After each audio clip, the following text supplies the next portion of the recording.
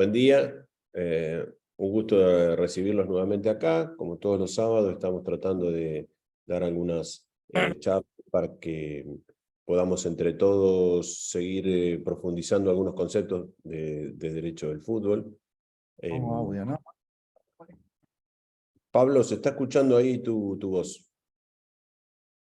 O Daniel, no sé quién es. Si pueden cerrar el micrófono, si los podemos cerrar, ahí está. Bueno, fantástico. Les decía, hoy vamos a ver entonces una parte importante del reglamento del estatuto y la transferencia del jugador, que es el reglamento sobre la contratación de entrenadores. En general, este reglamento nos sirve mucho porque es una especie de resumen de lo que es el corazón de este reglamento, el reglamento del estatuto y la transferencia del jugador, que es uno de las regulaciones más importantes que tiene la FIFA. Y entonces es como que podemos ver también una síntesis de todo. Específicamente, naturalmente esto trata sobre los entrenadores, pero en general los principios jurídicos de este anexo están dados desde el reglamento mismo. Alguna breve introducción. La historia de los entrenadores indicaba que no tenía una regulación propia para el fútbol. Naturalmente los entrenadores cada vez son más importantes para este deporte. Y entonces, hace algunos años la FIFA hizo esta regulación específica para que cualquier conflicto, cualquier derecho, cualquier obligación, cualquier contrato esté regulado. Bueno, naturalmente que tiene un criterio bastante restrictivo la FIFA con esto. Esto ha sido un poco polémico, en el sentido de que quien está protegido en este reglamento es estrictamente la figura del entrenador. Ustedes saben que el entrenador no trabaja solo, que hay un cuerpo colegiado, dependiendo de la cantidad de dinero que haya para contratar a ese entrenador, puede haber 2, 3, 4, 5, hoy, no sé, 10, 12 personas. Los grandes equipos tienen enorme cantidad de colaboradores en los cuerpos técnicos. Bueno, es muy importante identificar quiénes son los que están protegidos por este reglamento y quiénes están afuera. Estrictamente podemos decir que quienes están regulados por la FIFA son los entrenadores profesionales y no los colaboradores que no gozan de esta especificidad técnica. Dice la FIFA que el preparador físico, por ejemplo, es un preparador físico deportivo y no específico del fútbol, por lo tanto no está protegido. Lo que sería el scouting, el que mira los partidos de los adversarios para darle información al técnico, tampoco está protegido. Los médicos, los fisiatras, los que leen los GPS de los partidos de los jugadores. Es decir, queda un montón de gente afuera. Ya vamos a ir viendo de que eso tienen un criterio bastante restrictivo. Quería contar eso porque es muy importante para todos aquellos que asesoran a los cuerpos técnicos de qué manera ustedes van a tratar de proteger, sobre todo aquellos entrenadores que se van a trabajar a lugares exóticos o afuera, que es muy difícil litigar en los tribunales ordinarios. Difícil, caro, lleva mucho tiempo, difícil de conseguir a alguien de confianza para dar semejante responsabilidad. Entonces, naturalmente, ahí la parte de lo que es el derecho federativo, es decir, la posibilidad de que FIFA te acompañe, si tenés que hacer un reclamo, suele ser muy importante. Solemos decir nosotros que a veces es tan importante conseguirle a un entrenador el contrato como la seguridad de que lo va a cobrar. Bueno, se torna un poco más complejo cuando queremos asegurar la cobranza de la totalidad del cuerpo técnico, específicamente por lo que decía recién, que no están todos protegidos. Por eso muchas veces, no sé si algunos de ustedes escuchó, se hacían estos contratos colectivos. Este reglamento, bueno, específicamente los prohíbe. ¿Qué significaba hacer un contrato colectivo? Bueno, hacían un contrato en la cabeza del entrenador principal y él después distribuía el dinero como quería. Esto tenía algunas ventajas y un montón de problemas. Uno de los problemas que concita ese tipo de contrato, entre comillas, colectivo, es que quien tiene que pagar y quien tiene el tema impositivo es naturalmente Uno de ellos es el entrenador, que probablemente le cambie la categoría impositiva, que le genere algún problema. Ese era un problema, y el otro problema, por supuesto, está dado en que a veces la relación con el cuerpo técnico no es de semejante confianza como para que haya un contrato y se reparta, sino que hay solamente una relación laboral. Sobre todo porque muchas veces el cuerpo técnico está dado por gente que viene del club, o que tiene alguna relación con el club, y gente que viene incorporada con el nuevo cuerpo técnico. Entonces es complejo, no es legal, pero era como la solución que se buscaba cuando se salía a trabajar afuera. Así que vamos a ir viendo cuál puede ir siendo la solución más concreta respecto al mundo de los entrenadores, que es realmente un mundo que la FIFA empezó a prestarle atención, empezó a regularlo, empezó a protegerlo, empezó a generarle, por supuesto, también muchas obligaciones. Repito, entonces, estamos trabajando el anexo 2 del reglamento del estatuto y la transferencia del jugador, para situarnos, y estamos trabajando específicamente los derechos, obligaciones, las regulaciones que tienen los entrenadores. Específicamente nosotros vamos a trabajar entonces los entrenadores profesionales, como les decíamos, y la relación que tienen con los clubes o con las federaciones. Ustedes saben, las federaciones tienen la obligación de tener selecciones nacionales, las selecciones nacionales de todas las edades tienen entrenadores, y entonces el ámbito de aplicación está dado para ese tipo de entrenadores, fundamentalmente los profesionales. Para la FIFA, como concepto general, podríamos decir que el entrenador profesional es aquel que gana más dinero del que gasta para el propio ir y venir del entrenamiento, el ir y venir de los gastos que le ocasiona la profesión.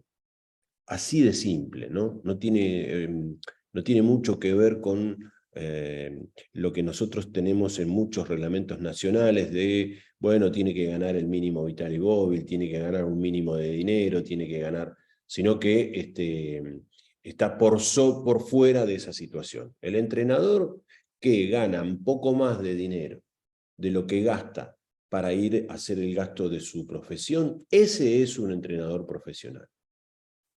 Por supuesto que la FIFA nos dice que el entrenador que está regulado tiene que tener un contrato por escrito, ahora lo vamos a ver, pero para diferenciar un profesional de un aficionado, no lo podemos regular por la base de que si hay un contrato o no.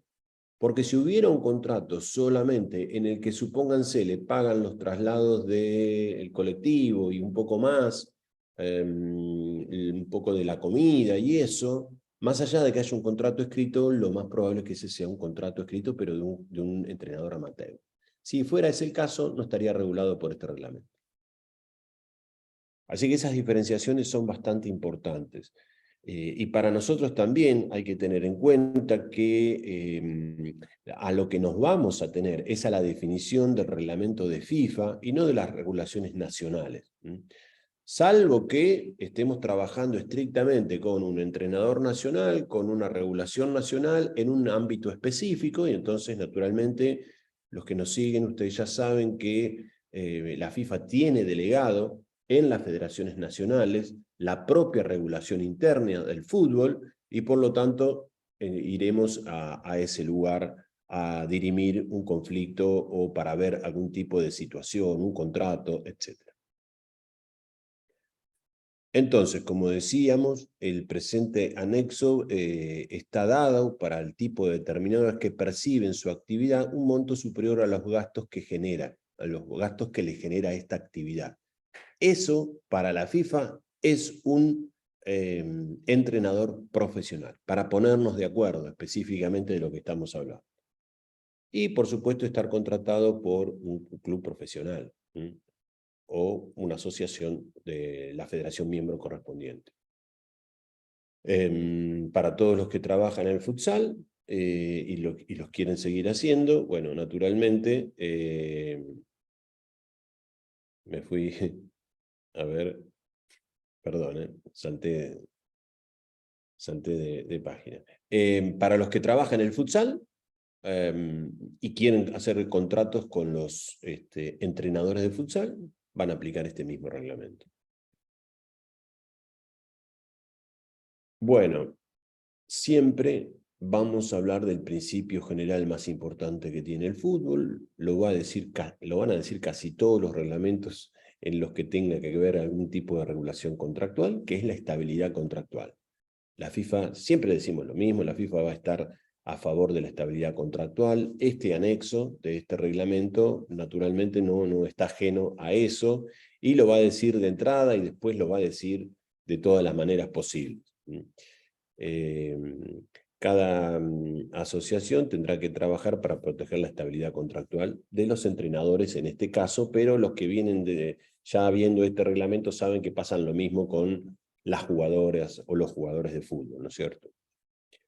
Siempre, otro elemento general de los reglamentos de FIFA, se está a favor de lo que digan los convenios colectivos nacionales, las leyes laborales de ese país donde se va a ejecutar el contrato, y por lo tanto, si tenemos mayores derechos en esos convenios, los vamos a aplicar.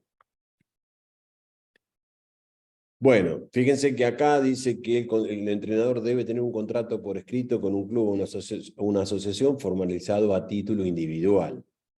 Esto está dado por la introducción que yo dije, que era de práctica común, que muchas veces los entrenadores hacían contratos colectivos. En general están prohibidos esos contratos colectivos. Bueno, entonces, ¿cuáles son los elementos centrales que necesitamos para que un contrato sea válido? Estos son, naturalmente, elementos mínimos. Acá se los llama elementos esenciales. Ustedes saben, los que vienen y los que están desarrollando la actividad en el fútbol, que cada vez los entrenadores tienen cláusulas en sus contratos cada vez más complejas. Pero a título informativo, para saber si estamos frente a un contrato para la FIFA, debemos tener algunos elementos como, por ejemplo, el objeto del mismo, es decir, ¿a qué te vas a dedicar? ¿Vos vas a ser el entrenador principal? ¿Vas a ser el adjunto? ¿Vas a ser el entrenador de arqueros? Bueno, ustedes saben que la actividad del entrenador es como muy variada, ¿no? Entonces lo tenemos que establecer. ¿Cuáles son los derechos y las obligaciones del entrenador? Bueno, naturalmente ya sabemos, el principal derecho va a ser cobrar su salario. La principal obligación será estar sentado, elegir los 11 jugadores, los titulares, los suplentes, horarios de entrenamiento, cuáles son los entrenamientos, planificación, todo eso. ¿Cómo es el estatus? Y la ocupación, que era lo que les decía. El estatus se referirá a si es un profesional o es un amateur. ¿Cuánto va a cobrar? ¿Cuánto va a durar? Por supuesto que estamos siempre frente a contratos a términos. Y lo más importante, la firma de todas las partes. Y sobre todo, recuerdo que las partes que tengan autoridad para firmar esos contratos. El entrenador y la parte deportiva, quienes sean las autoridades correspondientes. Con esos elementos esenciales, como le dice la FIFA, tenemos un contrato. ¿Es suficiente para la vida profesional? Digo, para que no nos confundamos, ¿no? Del entrenador, no, naturalmente que no. Necesitamos saber, por ejemplo, cuál es la jurisdicción, si hay un conflicto. Lo tenemos que determinar muy bien de antemano. Lo digo porque muchas veces el entrenador, que si es nuestro cliente, no nos va a preguntar dónde se va a resolver un conflicto en el caso de que lo hubiera. Pero nosotros, que estamos defendiendo los intereses de nuestro cliente, de nuestro entrenador o de nuestra entrenadora, tenemos que prever esta situación. De tal manera que esa es una cláusula importante. También tenemos que ver en los entrenadores que tienen enorme cantidad de inestabilidad en sus contratos, cuál es la cláusula de rescisión, cuándo se puede terminar un contrato, cuándo puede haber un convenio entre partes. No vaya a ser cosa que nos vayamos a trabajar un entrenador uruguayo, Arabia Saudita, se dejó la familia, se dejaron las actividades, se dejaron otros contratos, perdemos 3 partidos y nos echan. Y no tenemos nada para reclamar. Entonces, todo eso es actividad y trabajo, bueno, de la gente, del asesor deportivo, del asesor jurídico, de la empresa, de la agencia, de quien esté trabajando en favor de ese entrenador o entrenadora. Bueno, por supuesto que ya sabemos lo tomamos prestado, este principio, de los otros reglamentos, por ejemplo, del nuevo reglamento de agente, que si el agente participó en el contrato laboral de un entrenador que fue a trabajar a la China, es muy importante para el cobro de los honorarios de ese agente que figure en ese contrato, que se indique, por ejemplo, para quién trabajó, quién es su cliente, que se indique el número de la licencia de nuestro agente, los nombres, y que también pueda firmar el contrato. Bueno, esto es lo que viene acá, es un elemento muy interesante para tener en cuenta porque a lo mejor va en contramano de lo que es el sentido común, o por lo menos por lo que he escuchado, a veces no queda muy claro. Así que podríamos prestar bastante atención a esto. Fíjense que la validez del contrato nunca puede estar sujeta a, por ejemplo, la concesión de un permiso de trabajo.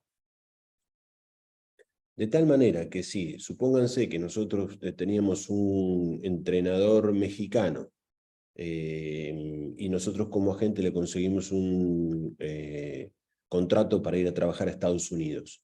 Se firman los contratos, se firma el contrato, estamos todos de acuerdo, vamos a viajar y resulta que cuando llegamos a los Estados Unidos no nos otorgan el permiso de trabajo.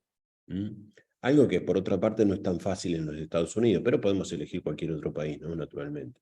La pregunta que nos hacemos ahí es, bueno, como yo no obtuve mi permiso de trabajo, supónganse porque provengo de un país que hay que estar 6 meses en Estados Unidos para que tenga un permiso de trabajo, estoy haciendo suposiciones, ¿no? La pregunta es, ¿qué pasa con ese contrato? Porque yo fui con un contrato firmado, y hay como un elemento ahí que me es ajeno. Bueno, lo que dice acá claramente es que ese contrato es totalmente válido y que la culpa, por ponerle un nombre, es del club y la responsabilidad de conseguir el permiso de trabajo es del club. Lo mismo sería por una cuestión de residencia y lo mismo sería por cualquier otro trámite administrativo, que ustedes saben los problemas que hay cuando uno llega a un país extranjero, no tiene la visa, no tiene el permiso, no tiene la residencia, no tiene la licencia, no tiene no sé qué cosa, en fin, es muy complejo. Entonces sería casi imposible para el entrenador entender la lógica de ese país. Imagínense que un entrenador puede entrenar en las 211 asociaciones, desde culturas totalmente exóticas para el entrenador, y sería como, en principio, demasiado pesado para el entrenador conocer ese tipo de situaciones. Entonces queda claro que la responsabilidad objetiva le pertenece al club. Entonces, no nos podrían rescindir el contrato porque nosotros no tenemos el permiso de trabajo, no tenemos la residencia, no tenemos la visa, no tenemos la documentación pertinente. Y en ese caso, entonces, si lo rescinden, no habría causa justificada para la ruptura de ese contrato. Muy importante porque ya sabemos, los que estamos en este tipo de charlas, que quien rompe un contrato sin ningún tipo de causa, como sería este caso del club de Estados Unidos, que rompe el contrato con nuestro entrenador, bueno, entonces nuestro cliente, que sería el entrenador, tendría la posibilidad de cobrar una indemnización, tendría la posibilidad de hacer ejecutar ese contrato. Ya vamos a ver cuál es la manera, no es cualquier manera, ¿no? Hay un procedimiento. Lo mismo, creo, es exactamente lo mismo si cuando llegó el entrenador a los Estados Unidos le piden la licencia de la LMS, que dista mucho de lo que es la Liga Mexicana, y por lo tanto él no la tiene. Y para tenerla, supónganse, va a tardar un año. ¿Qué pasa durante ese año? Bueno, ese contrato va a ser válido, ese contrato naturalmente tiene consecuencias jurídicas y no podría romperse por culpa del entrenador porque no tiene su licencia. Esos son elementos centrales previos que tiene que hacer un club antes de hacer la contratación. Es indispensable. Fíjense que hay tantas circunstancias que en el apartado se dice o cualquier otro requisito administrativo. podríamos estar enumerando causales de acuerdo a la cantidad de países que tenemos. Con la pandemia, imagínense lo que fue. Con la situación de la guerra entre Ucrania y Rusia, imagínense lo que es. Con las circunstancias particulares de la inmigración en cada uno de los países, es tremendo. Entonces, naturalmente, no podríamos estar sujetos a ese tipo de variabilidad y de esa inestabilidad, porque los países cambian este tipo de regulación inmigratoria o migratoria todo el tiempo.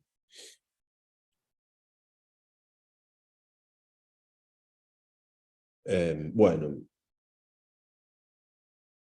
fíjense que lo vuelve a decir en el apartado 5, que en el proceso de contratación, quienes son los responsables de actuar con una debida diligencia, es el club o es la federación. Entonces dan como ejemplo el tema de las licencias de los entrenadores, porque es un tema común. Realmente es un tema común. Ustedes saben que cuando vamos a dirigir a la UEFA nos piden una licencia, y si vamos a CONMEBOL nos piden otra, y si vamos a CONCACAF nos piden otra. Entonces es un problema. Y ese problema debe estar resuelto, supónganse, por la federación que contrata al entrenador o por el club que lo contrata. En FIFA ustedes saben que los famosos periodos de gracia no son reconocidos. Es decir, que si están estipulados en algún contrato, esos van a ser nulos. Lo único que los puede salvar es que haya un convenio colectivo donde se va a realizar ese contrato que los permita. Pero en general no se permite. Ahora vamos a ver los principios generales del derecho, digamos, del fútbol o del derecho deportivo en los casos de los contratos. El principio general es que los contratos, que siempre son a términos, se terminan cuando se termina la fecha. Bueno, muy rudimentario, pero hay que decirlo. O tiene la misma consecuencia jurídica cuando llegamos al fin del contrato por mutuo acuerdo. De tal manera que teníamos un contrato con un entrenador por un año, y resulta que a mitad de año decidimos resolver el contrato de mutuo acuerdo, y entonces el significado, la consecuencia jurídica de ese acuerdo es similar a que si ese contrato se hubiese terminado. Básicamente lo que significa es que no va a haber ningún perjuicio para ninguna de las partes, salvo las establecidas en ese acuerdo.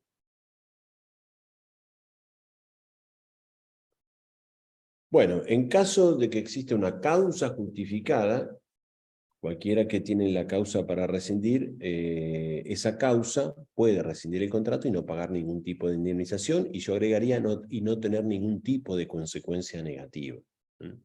Así que sería esta como una especie de tercera manera de terminar nuestros contratos. La primera se venció el plazo, la segunda no se venció el plazo, pero nos pusimos de acuerdo, y la tercera, yo tengo una causa justificada para romper un contrato, y entonces no voy a sufrir ningún tipo de consecuencias. ¿Qué podría ser una causa justificada? Bueno, naturalmente quizá la más conocida es cuando no nos pagan los salarios, que es la obligación fundamental, ¿no? Tengo una causa, ¿qué les parece? Naturalmente. ¿Hay otras causas justificadas? Sí, lo establece la FIFA, cualquier conducta abusiva que se tiene para que yo finalmente me canse y que me vaya y que rompa el contrato o que lo modifique con menos derechos. Naturalmente que el abuso es una causa justificada. Imagínense que nosotros llevamos a este entrenador mexicano a los Estados Unidos, y el nuevo presidente o la nueva comisión directiva no les guste tanto, entonces empiecen a hacerle cosas al entrenador para que se termine yendo. No lo dejan entrenar, lo mandan a entrenar en vez de con los profesionales, con los suplentes, lo sacan del WhatsApp, lo sacan de los entrenamientos, no sé, empiezan a hacer conductas, intentan bajarle el salario. Todo esto son conductas abusivas. Muchas veces los clubes tratan de ejercer estas actividades para que se termine yendo o para forzar una negociación. Entonces, como la FIFA sabe de estas prácticas, protege al entrenador para que esto no suceda. Cualquier conducta abusiva de una parte que tenga como objeto forzar a su contraparte a rescindir un contrato o modificarlo es una causa justificada. Bueno, rescisión de contratos por causa justificada debido a la existencia de salarios pendientes. Este es un problema tan grande en el fútbol que hay un artículo específico. Hay un artículo específico para jugador y jugadora de fútbol y hay naturalmente un artículo específico para el entrenador o la entrenadora. Es tan típico, entonces, que hay una protección fundamental, toda vez que es la obligación central que tiene el club, ¿no es cierto? De tal manera que va a decir la FIFA que si hay 2 salarios vencidos pendientes, ya el entrenador tiene causa para rescindir ese contrato. Es como una reglamentación específica. Hay un elemento central, el que vio el reglamento con nosotros ya se va a dar cuenta de lo que vamos a decir, que lo que tenemos que hacer es poner en mora primero al club o a la federación que nos ha contratado. ¿Qué significa ponerlo en mora? Darle la posibilidad de que revierta la conducta ilegal. Darle la posibilidad de que pueda terminar cumpliendo ese contrato. Como verán, esta es la consecuencia de la estabilidad contractual. Aún el acreedor le va a dar la posibilidad a su deudor que cumpla el contrato. Para eso, fehacientemente, lo que tiene que hacer es mandarle una comunicación. En esa comunicación lo que tiene que decirle es recordarle, algo que ya el acreedor ya sabe, naturalmente, pero la FIFA pide que el deudor lo haga, es que decirle, le recuerdo que me está debiendo en los meses de julio y agosto, por la suma de tanto dinero, le recuerdo que quedó pendiente el pago de la prima, quedó pendiente también el tema de que no me dieron el coche, lo que sea. Pero hay que avisarle, y ese aviso tiene que ser fehaciente, es decir, después nosotros tenemos que tenerlo, si vamos a hacer el reclamo, ese aviso, y ese aviso le tiene que haber llegado al deudor. Hay que darle 15 días como mínimo para que el acreedor, para que el deudor revierta su conducta. Así que es una cuestión fundamental. Fundamental que nuestros entrenadores no agarren el bolsito y digan, bueno, a mí me echaron, vino el presidente del club al vestuario, me dio la mano y me dijo, mire, llegamos hasta acá porque la situación es insostenible, usted no le gana usted no le gana a nadie, la hinchada lo quiere echar, bueno, no. Por más que nos eche todo el mundo, no. ¿Por qué? Porque las consecuencias jurídicas pueden ser terribles para el entrenador si se va de esa manera. A punto tal de que podría el club decir después que hizo abandono de tarea. Entonces, muy importante el proceso ahí. Naturalmente que sabemos, lo hemos vivido, situaciones de enorme estrés, de enorme conflictividad. Bueno, nos ha tocado a veces riesgo de la cuestión física del entrenador. Naturalmente hay que tomar todas esas situaciones en cuenta. Pero lo que no podemos hacer es agarrar el bolso y supónganse que estábamos dirigiendo en Estados Unidos y nos volvimos a México, nuestro entrenador se vuelve. No puede ser así. Lo recalco porque muchas veces dicen, bueno, pero a mí me echaron. Me echaron, pero ¿quién te echó? ¿Cómo te echó? ¿Cómo vamos a probar que te echaron? Es muy importante toda esa situación. Sobre todo en los entrenadores, como decía, de la poca estabilidad que tienen. Bueno, puede pasar que nos estén pagando todos los salarios, pero supónganse que no nos pagan la prima. Si la prima que es por la situación de firmar el contrato, puede ser que el entrenador esté cobrando llave en mano, esa llave, esa historia, esa experiencia, que cobre determinada cantidad de dinero. Si ese dinero de prima equivale a 2 meses de salario, es exactamente lo mismo y podemos utilizar este artículo. El procedimiento es exactamente igual, hay que poner en mora a nuestro deudor y naturalmente esperar los días correspondientes, que son 15. Y después sí mandar otra comunicación diciendo de que, atento a que no se ha normalizado la situación, rescindimos el contrato por justa causa, por los salarios adeudados o por la prima adeudado, equivalente a 2 salarios, lo que sea. Pero es exactamente lo mismo. Disculpa, profe, una pregunta. Sí, cómo no. ¿Quién habla? Le habla Juan Pereira de Venezuela. ¿Cómo estás, Juan? ¿Todo bien? Hola, bien, chévere. Mire lo siguiente. El Chévere. profe en estos Típica, casos... típica palabra venezolana, ¿no? sí. En estos casos debería presentar... ok, la directiva no lo quiere. Igual él debería presentarse en los horarios de entrenamiento o no necesariamente. Ojo, puede ser tanto para el jugador como para el entrenador, que si es echado indirectamente, deberían presentarse al horario de entrenamiento o no necesariamente tienen que hacerlo. Muy oportuno, Juan, muy oportuno porque no lo dije, lo aclaro. Es imprescindible hacer lo que dice Juan. Entonces vamos a suponer lo siguiente. Estamos con nuestro entrenador que perdió el partido, situación horrible, qué sé yo, se presenta en la comisión directiva y le dice, mirá, te tenés que ir porque no, la situación no da para más. Y bueno, pero el entrenador quisiera cobrar sus salarios. Entonces, ¿qué es lo que tiene que hacer? Ese no es una manera fehaciente de rescindir un contrato y muy probablemente haya muy poca prueba de esa situación particular, individual. Muchas veces los jugadores tampoco van a querer salir de testigos porque tienen una relación contractual que cumplir, están sujetos a presión, entonces no va a suceder que tengamos testigos muy probablemente. Entonces, ¿qué es lo que tenemos que hacer? Como decía Juan, al otro día nos tenemos que presentar a entrenar. ¿Qué va a pasar? Lo más probable es que no nos dejen. Nosotros de alguna manera tenemos que tener una prueba de que no nos dejaron entrar. ¿Qué tipo de pruebas necesitamos? Ustedes saben, son informales. No necesariamente tenemos que ir con un notario, un escribano, no sé cómo le quieran llamar, esa profesión que da fe, que tiene distintos nombres en distintos países. Acá le decimos el escribano. No es necesario ir con el libro del notario que dé fe. Si se hace, muchísimo mejor, pero no es necesario.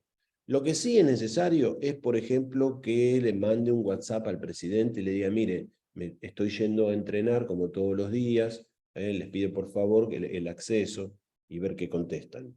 Es importante la filmación, con el celular, nada más. Bueno, estoy acá, está el día, estoy entrando al entrenamiento, y la palabra del custodia del estadio que nos dice, mire, tengo orden de que no dejarlo entrar. Bueno, eso es una prueba fehaciente de que nosotros fuimos y esa situación no nos permitieron entrar. Nosotros tenemos que ir acumulando un montón de pruebas, más allá de la puesta en mora, para que después podamos fehacientemente acreditar que nosotros siempre estuvimos a favor de la estabilidad contractual. Y nosotros tenemos que tener la certeza que quien pruebe que estuvo a favor del principal, del objetivo central que tiene el fútbol de protección, que es la estabilidad contractual, va a ganar ese reclamo. Y como decía Juan, esto es exactamente lo mismo. Para una entrenadora, para un entrenador, para un futbolista o para una futbolista, es exactamente lo mismo. El futbolista tiene que al otro día presentarse a entrenar, por más que le dijeron que, o si le dijeron te vas a entrenar con la reserva, y entonces hay que filmarse, hay que grabarse, hay que ver si nos sacaron del WhatsApp del grupo de los jugadores profesionales. Todo eso me va dando una prueba, una acumulación de prueba que indica que el club, es decir, el empleador estuvo rompiendo el principio de la estabilidad contractual. Y entonces ahí empezamos a discutir quién tuvo causa justa para romper el contrato. Porque recordemos el principio general, quien tiene la causa justa no tiene ninguna consecuencia negativa de romper ese contrato.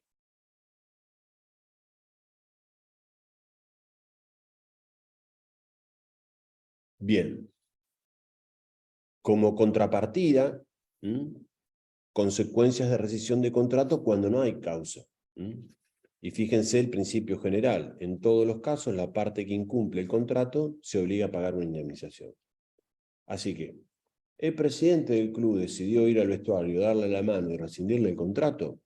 Bueno, está en todo su derecho, solo que tiene que pagarle una indemnización al entrenador. Bueno, ¿y cuáles son las indemnizaciones? En principio, ¿qué es lo que va a poder cobrar nuestro entrenador si pudo probar que efectivamente lo despidieron? ¿Y cómo lo va a probar? Bueno, con todos estos medios que charlábamos recién con Juan y fundamentalmente con la puesta en mora, naturalmente. La puesta en mora es indispensable, diría yo, es la prueba fundamental. Porque es un dato objetivo. Bueno, supónganse que entonces nosotros ya pudimos probar que la rescisión del contrato la hizo el club, que no hubo ninguna causa. Recordemos que la causa de haber perdido un partido no es una causa para romper un contrato, porque ¿quién podría garantizar el resultado de un partido? Por más que sea el mejor entrenador del planeta, no se puede garantizar. De eso un poco depende la maravillosidad de nuestro deporte. Entonces no es causa. Y el presidente fue y le dijo, mirá, perdimos 2 partidos, o perdimos el partido más importante del año, entonces te tenés que ir. Bueno, no es causa justificada. Entonces el club tiene que pagar una indemnización. ¿Cuánto va a pagar? Bueno, ahora vamos. Sí, empezamos el reclamo y empezamos la puesta en mora y el jugador, el entrenador no tiene otro contrato, no consiguió otro contrato, por regla general lo que va a hacer la indemnización general es pagarnos todo lo que restaba de ese contrato. Entonces nos echaron en julio y nosotros teníamos contrato hasta diciembre. El principio general es que nosotros vamos a cobrar todos esos meses, agosto, septiembre, octubre, noviembre y diciembre. Ahora bien, supónganse que nosotros a los 2 meses o a los 15 días nos contrataron de vuelta, entonces se nos va a reducir, se nos va a restar todo el nuevo contrato en la indemnización. Eso se llama indemnización reducida. Ahora bien, cuando la rescisión es por deudas vencidas, además de esta indemnización reducida, la indemnización reducida entonces tenemos que poner todos los salarios hasta diciembre y restarle los nuevos salarios con el nuevo contrato. Esa es la indemnización reducida. Ahora bien, si a nosotros nos echaron por deudas vencidas, es decir, porque no nos pagaron los salarios, hay como un recargo que se llama indemnización adicional. Y ese recargo son de 3 salarios mensuales.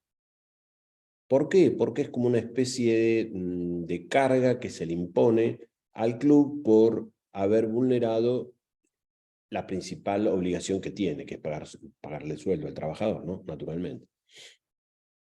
Eso se llama indemnización adicional, son 3 sueldos. Y para el caso de circunstancias graves, esa indemnización adicional pasa de 3 a 6 salarios mensuales.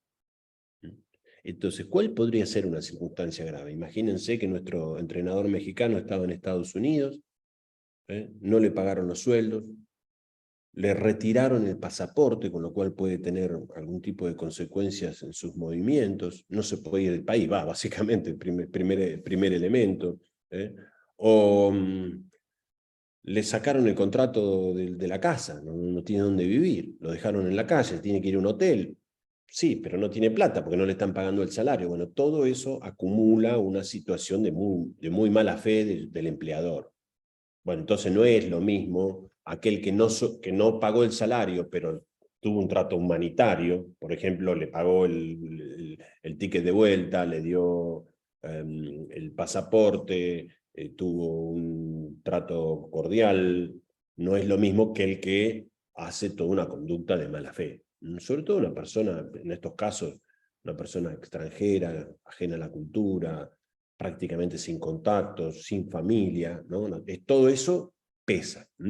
Entonces son circunstancias graves. Naturalmente, esas circunstancias entonces hacen que la indemnización sea un poquito más importante. Hay un tema acá, que la indemnización total de todas estas situaciones, con la indemnización adicional, con la indemnización agravada, no puede superar el valor residual del contrato. Así que si yo tengo 6 meses de contrato, cualquier tipo de indemnización no podrá superar esos 6 meses. Así que bueno, supónganse que nosotros tenemos una indemnización reducida, podemos ir cobrando este tipo de indemnizaciones adicionales o agravadas en la medida que no supere el techo del resto del contrato rescindido, el valor residual del contrato rescindido. Siempre es importante, ustedes ya lo saben, los que vienen escuchando estas charlas, que los convenios colectivos donde se va a ejecutar el contrato tiene una concepción más importante que el reglamento, es natural. El reglamento de la FIFA que estamos viendo. Estamos viendo un reglamento de una organización no gubernamental con una ley de ese país establecido por un convenio colectivo homologado como Dios manda por la ley, y eso tiene orden público. Esto no. Así que, en ese caso, supónganse que en vez de 60 días de deuda por los salarios vencidos sean 30 en ese país, bueno, nosotros podríamos aducir que el convenio colectivo es más protector que este reglamento y lo podemos utilizar. Eso para todo, como regla general. En el fútbol sucede así. Ustedes me dirán, sí, no podría ser de otra manera, pero hay que aclararlo. Hay que aclararlo. Claro, no podría ser de otra manera porque siempre el orden público está por sobre lo que es una reglamentación de una organización no gubernamental. Eso en relación a si hay que pagarle al entrenador. Ahora, ¿qué pasa si la culpa la tiene el entrenador? Supónganse, el entrenador dijo, bueno, yo me quiero ir a como sea. Y terminó el partido, agarró su bolsito y se fue a México. Y no dijo nada. Bueno, eso es un abandono de tarea de acá a México. Entonces, naturalmente, la culpa la tiene el empleado, y hay que indemnizar al club. Imagínense encima si lo dejaron en la mitad del torneo. Imagínense si encima lo dejaron previo al superclásico. Qué sé yo, no sé, las cuestiones deportivas acá pesan y pesan mucho. Bueno, ¿qué pasa entonces? La indemnización a favor entonces del club o de la federación. Imagínense que el entrenador los dejó en los octavos de final de la Copa del Mundo. Crisis internacional para ese país. Imagínense lo que puede pasar. Bueno, ¿cómo se calcula? Principios generales de cálculo, los daños y gastos ocasionados al club o la asociación como consecuencia de la rescisión del contrato. Entonces, ¿cuáles fueron los daños? ¿Cuáles fueron los gastos en relación a esa indemnización? Entonces, ese es un principio general como para empezar a tener una idea. En particular, se tiene en cuenta la remuneración restante y otros beneficios particulares que correspondan al entrenador. Ese sería otro elemento que nosotros podríamos tener en cuenta, ya un poquito más específico. Y como les decía, el principio de las características del deporte. No es lo mismo dejar a la federación en la final del mundo, antes de la final del mundo, que cuando terminó el campeonato local, que el club puede tener la posibilidad de tener 15, 20, 30 días para tener otro entrenador, no tiene que jugar, no hay consecuencias. La integridad, las características del deporte importan mucho a la hora de la indemnización. ¿Por qué? Bueno, por los daños deportivos que se pueden ocasionar, naturalmente. Otro principio general es que ese derecho a la indemnización no se puede ceder a terceros. Supónganse que yo soy el agente del entrenador mexicano que fue despedido injustamente por la MLS. El entrenador no me puede a mí ceder esa indemnización a mí. Ni a mí, ni a nadie. Y bueno, imagínense acá. Siempre está dado esto del principio de la estabilidad contractual por todos lados, dicho de muchas maneras. Acá lo va a decir, fíjense, se sanciona a toda persona que actúe en favor a inducir al incumplimiento de los contratos. Es exactamente lo mismo, dicho de otra manera. Pero lo dice de todas las maneras posibles. Bueno, acá hay como un exhorto que hacen la FIFA a los clubes, a las asociaciones que cumplan con los contratos. y para aquel que no cumple los contratos y tiene algún tipo de deuda, a los 30 días ya se puede empezar a reclamar. Y siempre, antes de hacer un reclamo, supónganse en la FIFA, naturalmente hay que poner en mora, hay que darle la posibilidad al acreedor de que rectifique su voluntad. Así que eso es muy importante.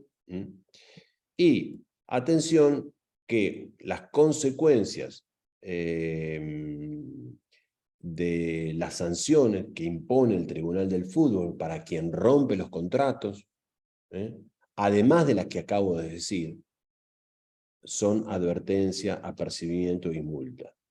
Y cuando yo soy un reincidente, supongo que soy un despedidor serial de entrenadores sin causa inmediata, eso termina agravando las penas. No es lo mismo aquel club que paga sus salarios a sus jugadores y a sus entrenadores y que aquel que ya tiene como una conducta tremendamente abusiva, permanente, reiterativa, continua. Naturalmente que la advertencia, el apercibimiento, la multa, que además puede ser acumulativo, va también acumulado a la indemnización. Así que fíjense lo que significa romper un contrato para el fútbol organizado. Ahí tiene una protección terrible. Por supuesto que hay momentos en el mundo del fútbol que tiene mayor cantidad de protección, ¿no? Por ejemplo, cuando la mujer embarazada, la futbolista embarazada, la despiden, ya se considera objetivamente que la causa ha sido ese por el despido.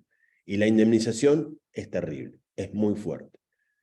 Cuanto mayor quiere la FIFA desterrar una cierta práctica, mayores son las consecuencias de la pena. Bueno, como les dije, estas sanciones son acumulativas. Por supuesto que la reincidencia agrava la pena y que, como les decía recién, no es que solamente te van a poner una multa, sino que además te van a, por ejemplo, imponer la indemnización correspondiente. Bueno, lo que viene ahora es qué pasa si el Tribunal del Fútbol le dijo a la FIFA, señor club de la MLS, usted le tiene que pagar a nuestro entrenador tanta plata, y el club no paga. Bueno, tiene que haber una consecuencia inmediata, porque si no, ¿quién va a pagar si no hay una consecuencia, no? Bueno, entonces, ahora vienen las consecuencias jurídicas para los clubes, supónganse que no acatan los fallos del Tribunal del Fútbol de la FIFA. En este caso, supónganse que el Tribunal del Fútbol de la FIFA dijo, páguesele al entrenador 6 meses de su sueldo hasta la finalización del contrato, en función de que el club tuvo culpa en la rescisión del contrato, bla, bla, bla. Entonces, esa era la situación. ¿Cuál es la consecuencia si no paga? La consecuencia más importante es que no va a poder inscribir jugadores a nivel nacional y a nivel internacional por, supónganse, 2 ventanas o 3 ventanas. Como máximo es hasta 3 ventanas. Pero esa es la típica sanción que te pone la FIFA cuando vos no pagás. Naturalmente que las consecuencias no es lo mismo para el entrenador, para el club, que para la federación. Son sanciones distintas porque a cada uno le duelen cosas distintas, ¿no? Naturalmente. Si es un club, entonces lo más probable es que no pueda inscribir jugadores. Así que esa es la situación. En general es hasta 3 periodos de inscripción completo. Es decir, durante la apertura de ventana, primera, segunda, tercera, recién hasta a la cuarta vamos a poder inscribir jugadores. Naturalmente que si pago antes, inmediatamente, si pago toda la deuda, si el acreedor indica que ha sido recibido todo el dinero, entonces sí, naturalmente que se puede levantar la sanción antes, ¿no? ¿Y cuál sería la sanción para una asociación? Supónganse que pasó lo mismo, pero en vez de con un club, para la Federación de Estados Unidos, qué sé yo, de fútbol, la sanción es porque no le pagaron los sueldos. Bueno, naturalmente la sanción es restringirles los fondos que les correspondan, ¿no? Los fondos de desarrollo que generalmente están dados por la FIFA. Así que entran por el costado económico. Le empiezan a sacar dinero o retener fondos hasta que pague. Y cuando pague, empiezan a liberar los fondos. Y para un entrenador, la consecuencia jurídica, si no paga algo que indica la FIFA, naturalmente es no poder estar vinculado, no poder participar del fútbol hasta 6 meses. Esa es básicamente la consecuencia. En general, la FIFA cuando tiene una resolución que indica, por ejemplo, páguesele al entrenador tal dinero, le da una determinada cantidad de días. Por ejemplo, 45 días. Pasado ese plazo, se ponen las consecuencias jurídicas. Ahora, ese plazo se puede detener, sí, cuando el club de la MLS recibió el fallo, pide, dentro de los 10 días que se notificó, los fundamentos de la resolución de por qué ha sido condenado a pagarle tanta cantidad de dinero. ¿Esto por qué sucede? Sucede porque en general cuando la FIFA te dice que le tenés que pagar al entrenador, no te da los fundamentos. Casi te diría que la resolución es lo que acabo de decir. Páguesele al entrenador tal, la suma de tantos meses vencidos en función de que se probó que usted rescindió el contrato sin justa causa. Sin justa causa, perdón. Sí. Bien. Pero no te dice más nada. Entonces, si el club pide los fundamentos de por qué se llegó a esa resolución, entonces el plazo de pago se detiene.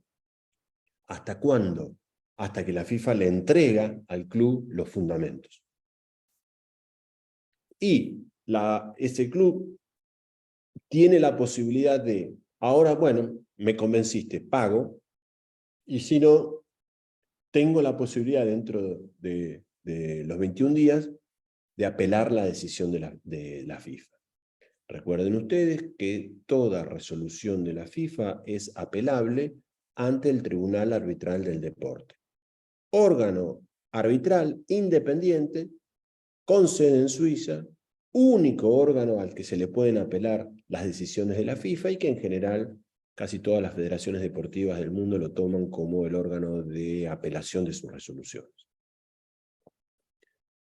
Y entonces también ahí se detiene el plazo de la obligación de pago. ¿Por qué? Porque está apelada. Y una vez que el TAS, como comúnmente le denominamos, el Tribunal Arbitral del Deporte, resolvió, ya hay 99,9 que no hay otra manera. Eventual y muy excepcionalmente hay una nueva apelación al Tribunal Superior Suizo, pero por muy escasas posibilidades. El 99,9 de las posibilidades es que termina ahí. Por supuesto que siempre que el deudor paga al completo con todos los intereses, naturalmente, inmediatamente las sanciones se levantan. Solamente hay que tener en cuenta algo como un consejo práctico. Nunca pagar el último día del cierre de la ventana de nuestra federación. Porque la FIFA le tiene que dar traslado al acreedor por 3 días, 4 días, 5 días, para ver si el acreedor está conforme con el pago, es decir, si se le pagó todo el capital y si se le pagó todos los intereses. Como tiene 2, 3, 4 días, no se levanta la sanción hasta que el acreedor indica, o ante el silencio del acreedor, pasado esos días. Atención con esto, que por más que yo haya pagado la totalidad de la deuda, pero lo hice el anteúltimo día, el último día del cierre de mi ventana, entonces como yo ya sé que tengo la plata para pagarle a mi acreedor, a mi deudor, yo empecé a contratar jugadores, porque sé que los voy a poder inscribir, y resulta que en la práctica el acreedor me dice, bueno, pará, pero yo tengo que analizar, por ejemplo, si están todos me voy a tomar 3 días. Y se me arma un descalabro, ha pasado. Se arma un descalabro monumental, porque el club tiene las nuevas contrataciones y no tiene la posibilidad de inscribirlas hasta que el acreedor le indica que efectivamente se ha hecho todo el pago. O pasó es el plazo que le dio la FIFA, 2 días, es así de corto el plazo. Ante el silencio del acreedor, la FIFA levanta la sanción y el club puede empezar a inscribir nuevamente. Entonces, siempre es muy importante, si estamos aconsejando a un club que está inhibido, como comúnmente le llaman, que si vamos a regularizar la situación con nuestro acreedor, porque nosotros tenemos ese dinero y además vamos a contratar nuevos jugadores, típicamente el caso de que cuando, por ejemplo, nosotros conseguimos el dinero por la venta de un jugador o porque nos pagaron una deuda o porque se generó un fondo fiduciario, un fideicomiso, un fondo de inversiones y entró dinero al club, no sé. El fútbol es imaginativo al 100% para la recaudación de fondos. Ahora el club argentino hizo una colecta que juntó no sé cuántos millones de pesos, Independiente. Bueno, todo eso está perfecto, pero hay que tener en cuenta los plazos, para que las consecuencias no sean negativas y para que efectivamente el esfuerzo, el sacrificio que hizo ese club para normalizar la situación financiera, cumplir con sus acreedores, tenga una consecuencia también deportiva importante. Porque imagínense que lo hizo el último día y logró contratar 2 o 3 jugadores y no los puede inscribir. Y entonces no los puede inscribir porque no le levantaron la inhibición, o la inhibición se levantó tarde y lo va a poder utilizar en la otra ventana dentro de 4 meses. Entonces la ventaja deportiva que está dando ahí es bastante importante. Bueno, todas estas cosas hay que tenerlas en cuenta, porque en la práctica son fundamentales. Bueno, estos incisos y estos artículos indican básicamente eso. Creo que es una muy linda ventana y puerta para asesorar, sobre todo si estamos trabajando con entrenadores, si estamos trabajando con clubes, naturalmente. Este es un reglamento, este anexo es una muy linda síntesis de lo que es el reglamento total. Así que también es una buena manera para ingresar al asesoramiento del fútbol. Bueno, espero que haya sido útil. Si tienen alguna pregunta, con todo gusto. Y si quieren escribirnos después, lo van leyendo y surgen algunas inquietudes, sin ningún tipo de problema. Sí, profe. Buenos días. ¿Cómo estamos? Le habla Jiminson Rojas de Colombia. ¿Cómo estás? ¿Cómo te va? Bien, gracias.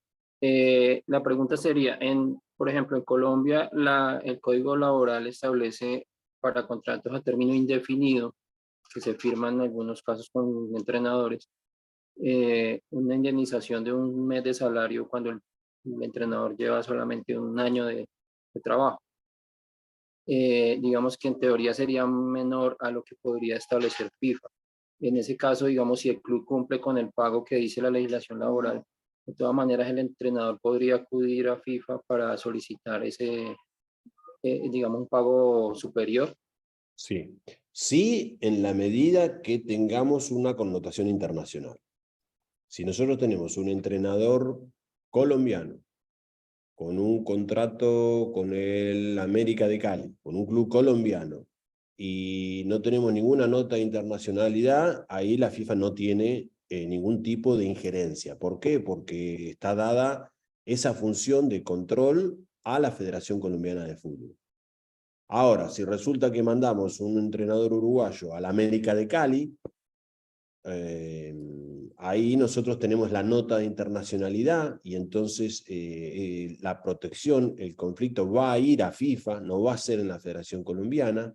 Entonces, como el reglamento de la FIFA tiene mayores derechos sobre el entrenador, entonces se van a aplicar estos reglamentos, de tal manera que la indemnización va a ser la que diga el reglamento de la FIFA. Solamente hay que tener en cuenta eso.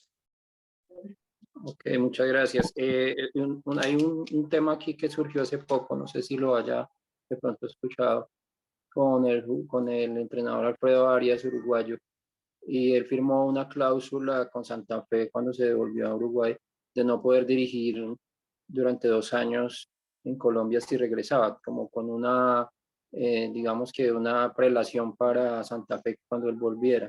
Y él ahora está con Medellín y surgió como esa circunstancia.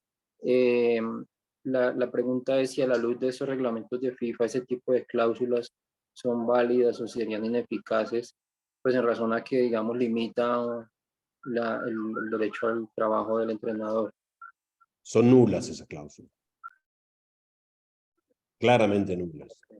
No tienen por qué cumplirlas. No hay ningún tipo de necesidad de cumplimiento. De tal Muchas manera gracias. por eso supongo que está trabajando en otro club en Colombia, ¿no? No hay ningún tipo de problema, ¿no?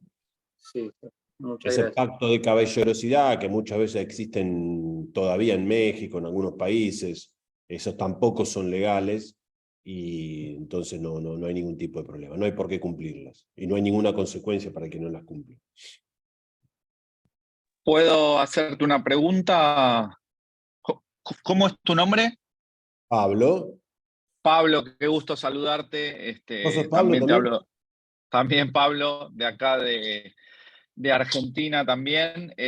Primero te pregunto, ¿estas reuniones las están haciendo cada sábado o cuándo se van a hacer? Y aprovecho y también te pregunto, sé que estamos hablando de entrenadores, pero me quiero trasladar a una misma situación, esto de contratos, ejemplificando el caso Villa en Boca, que hubo una situación donde el club no lo dejó entrenar, no lo dejó entrenar con la primera, también hubo una causa en la justicia previa, después no lo dejó entrenar con reserva, el jugador puso en mora al club, eso es una causa no justificada. ¿Cómo denominaríamos esa situación? Y bueno, da para un curso eso, ¿eh? Es apasionante. Bueno, sí. Eso es apasionante lo que vos acabas de decir. Bueno, 2 o 3 cosas. Mirá, casi todos diría que todos los sábados damos charlas Bien. después damos durante la semana cursos para los que quieran trabajar, quieran darle la licencia de agente ahora el 20 de septiembre y damos cursos de derecho deportivo. Lo de Villa. Lo de Villa es apasionante, lo sigo. ¿Qué pasa para darte una definición, Pablo? La verdad que tengo 2 problemas para darte una definición. No sé qué dice el contrato de Villa, 1. Claro. 2, no, tampoco sé cuál es la estrategia de los abogados de Villa. Porque no sé si, por ejemplo, hicieron esta puesta en mora. Hoy escuché que se había ido a entrenar a un club de tercera de España. No sé si lo escuchaste. Sí, sí, exacto, de la quinta división de España. Bueno, pero yo te voy a decir qué haría yo si soy el abogado de Villa. Yo A te voy a ver. decir qué hacer. Pero toma el caso muy entre comillas, porque no leí el contrato, ¿viste, Pablo? Y si Claro. vos no lees el contrato, estás en problema. Podés decir cualquier barbaridad. Pero en principio, si yo tengo que defender a un jugador que ha sido condenado por la justicia... Causa justificada por el club para rescindir, para empezar. No, Ah, ¿no? no. Ah, a ver. Pará, bueno, yo estoy defendiendo a Villa, en este caso, ¿está bien? Sí. Si defiendo a Boca, me pongo en otra posición, Pablo. Vos sabés que los abogados tenemos nuestros principios, pero si no te sirven, tenemos otros. Escuchá. ¿Por qué te digo que no hay causa suficiente? Porque todavía Villa tiene el principio de inocencia intacto, Pablo. Porque Villa puede Claro, apelar. Entonces, ¿cuál es el problema? Y acá sí viene un poquito ríspido.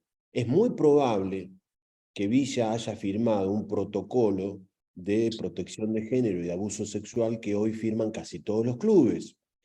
Y si él firmó eso, está en problemas con respecto al contrato.